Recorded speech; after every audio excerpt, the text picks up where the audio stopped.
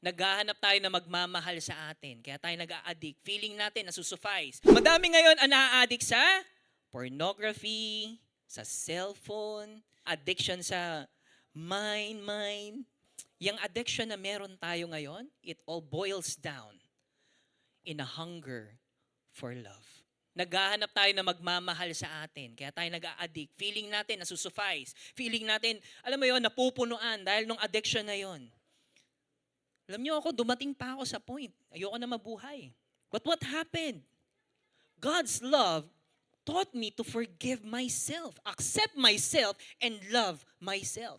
Tapos yung pamilya ko, yung mga kaibigan ko, sila yung nag-mirror sa akin nung unconditional love na binigay sa akin ni Lord. Tandaan mo to.